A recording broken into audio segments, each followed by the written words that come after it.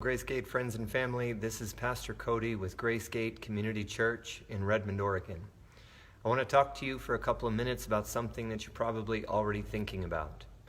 As many of you have heard, probably almost all of you, there has been a presumptive positive case of COVID-19 in Central Oregon as of March 11th. And there is a statewide ban on organizational gatherings of 250 people or more, and there is also a shutdown of K-12 schools in the state of Oregon. We hear all these things, and we're all trying to do our best to make the decisions that we know how to make to keep the people that we care about the most safe. Now for us, as a lead team, as a staff, as a board of advisors, we are looking out for our families, but we're also trying to look out for what is the healthiest and holistically best thing that we could do for our Gracegate Church family, as well as for our neighbors in the community around us. Many people are asking questions like, are we going to continue to have worship services on weekends? Now, that's a complicated question. Many people are locking down, hanging out in their house, buying supplies, and the idea is that if we just stay home for a couple of weeks, that this thing will blow over. The reality is that there is a very low likelihood that this is going to blow over in a few weeks. This is more than likely going to be a part of our daily life for the next several months. And so as a church, we know that there is some chance that we will need to shut down our weekend worship services and do something different for 2 or 3 weeks at some point during this process. For right now, if we play that card too soon, we can have a negative impact on the spiritual and relational, emotional health of people who have not yet had a chance to get deeply connected into the church family. If we don't play that card soon enough, there's a chance that people could get sick while coming together for worship, and that is more than we can consider acceptable. So we're trying to make a decision about when is the best time to make that decision. Right now, the infection curve is on the shallow end, and there are very few infections, and we believe that as far as the next few months is concerned, this is a low likelihood of people getting sick. So we're going to continue services on a week-to-week basis, reevaluating the most current information and credible resources and information from our public health officials. And we will play that card when we believe it is the safest and healthiest thing to do for our church family and for our community. But as for now, we're going to continue doing our weekend worship services on Sundays at 9:30 a.m. with an additional measure of care to prevent the spread of infection while people are gathered here. There are 5 things that we're going to be doing. 1, we have hand washing stations outside the front door of the church. So we're asking everybody to wash their hands following the instructions on the card on your way in and on your way out. Second, we are going to do away for the next few months with handshakes and hugs.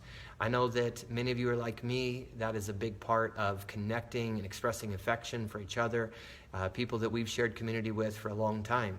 But for right now, we're going to practice the sacred art of bowing as a welcome and affectionate expression just for the safety of those who are at highest risk of this disease. Third, we are not going to be having self-serve coffee for a while. We'll still have coffee and tea, but we'll be having people with a higher level of training serving that to keep people safe. Fourth, we're going to have a doubling of the sanitation services in our building. So every hard surface will be wiped down after every group and every point of human contact every time it's used. Fifth is children's church. The biggest thing that you're going to feel in kids' church is if children have any symptoms of any kind of a respiratory infection, we're going to ask them to remain with their parents. I understand that this is an inconvenience. I understand that you have a perspective that we may not, but we're asking you to be gracious with this. We want everybody to have 100% confidence that all of the children, to the best of our knowledge, in our children's church space are completely healthy. So those are the 5 steps that we're going to be taking to keep people safe. Please stay connected with updates. You can go to our website, gracegatecommunitychurch.org, and you can connect with us there, and you can get updates, watch for videos like this on social media. But here's my final thought. Much of the world around us is withdrawing into a shell and hoarding resources and trying to protect ourselves from this sickness. That cannot be the way of Christ. We, more than ever, need to be looking out for our neighbors. Loneliness and social isolation are already epidemic in our community, and I don't want to see something like COVID-19 make that worse. So my challenge to every one of you, if you are healthy, do you know the condition of your neighbors? If you're healthy, are you looking out for those people who are the highest risk in your area to make sure that they have the medications, they have the resources, they have the assistance that they need? There is the chance that there are people that have cardiac conditions, respiratory conditions, diabetic conditions that will be hit by this in an entirely different way than most of us will.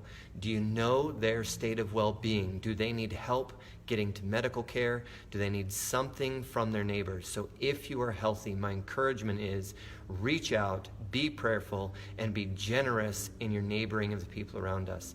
This may be the opportunity for the church to shine the brightest in Central Oregon, and I want to be a part of that. So stay tuned for more updates. Stay tuned for resources and information of how we keep ourselves safe, how we keep our family safe, and any adjustments to the plan that we need to make on a week-to-week basis to keep our church community safe and to keep our Central Oregon community safe. God bless you. Stay prayerful, stay careful, stay wise, and we'll hopefully see as many healthy people as possible on Sunday. Lord bless you. Have a great day.